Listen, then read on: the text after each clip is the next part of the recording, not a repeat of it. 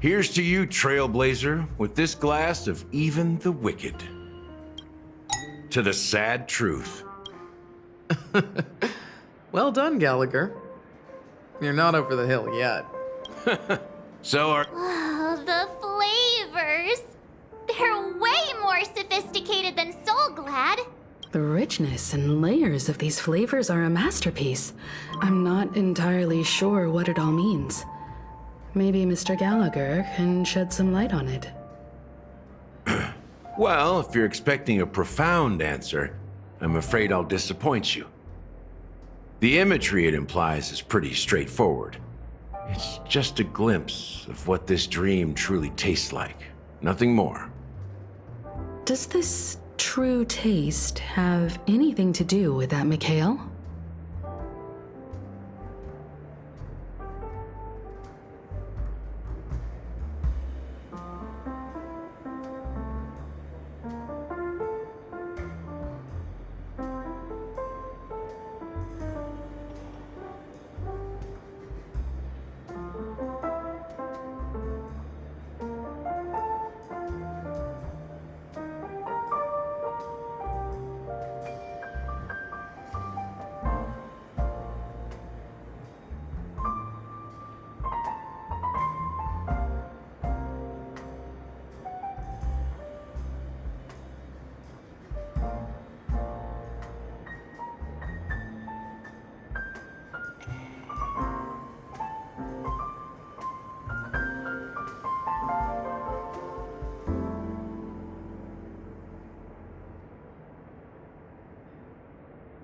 Yeah, that name does sound familiar.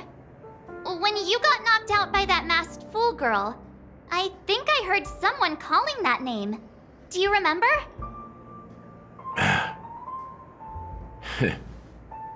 was right about you.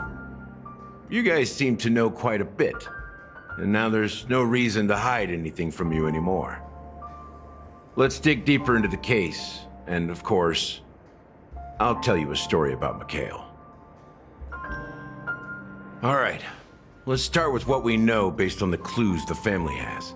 It seems that Firefly isn't a local or an invited guest. In other words, she's a stowaway. She managed to fool me at first.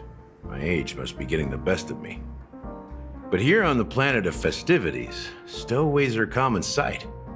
You're bound to run into one sooner or later. After the incident, the hounds wasted no time searching for that girl in both the dreamscape and reality. But here's the thing. We only received bad news, and the trickiest kind at that. She simply vanished, leaving no trace in the dreamscape or reality, as if she had never come to Penacony at all. Huh? Does that mean...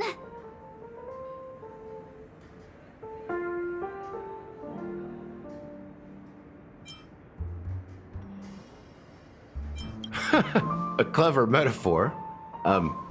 You were making a metaphor, right? Let me be frank. This case, actually, is unlike anything the Bloodhound family has dealt with before. Dealt with before, so death does happen in Penacony, if I understand correctly.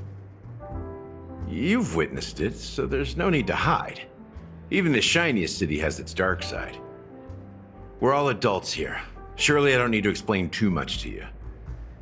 Confronting the family based on that alone would be naive. Death may occur in sweet dreams. So what? Such events are highly unlikely and only affect a tiny number of people. If you really want to delve deeper into this case, you need to understand the true problem with the family. I guess it's time to tell the story of that Mikhail. You're very perceptive. The Astral Express has received that music box too, right? Do you know the secrets it holds? There's a message. Witness the impossible in the realm of dreams. Find the legacy of the Watchmaker, father of Penacony, and thus the answer to the question, why does life slumber? That's the exact wording. Wait, did you write it? It's quite poetic. No, but I'm the officer in charge of this case, so how could I not know? I'm sure you must have noticed that this message didn't come from the family. You might have even guessed that the relationship between the family and the watchmaker isn't as close as it seems. That's just our speculation. Actually, it's hard to believe that the father of Penacony and its actual managers are at odds. Now I can assure you that your speculation is absolutely correct. The family has considered the watchmaker an enemy for a long time, but the hounds haven't been able to track him down, as he seems to be living only in the characters and stories he created. Let me ask you a question. Have you ever wondered why the family allowed the watchmaker to send out such a ridiculous message to the outside world, inviting you here and causing chaos? So, you want to seize this opportunity to expose the watchmaker? Well, now you understand why the Oak family authorized the Nameless to assist in the investigation, but kept you in the dark, right? Because the watchmaker is not the legend of the land of the dreams at all. He's the most shameful stain in the history of Penacony, and he's the root cause of all the anomalies in the dreamscape. You don't get it? Well, I mean, Mikhail, the betrayer of the family, he's the watchmaker.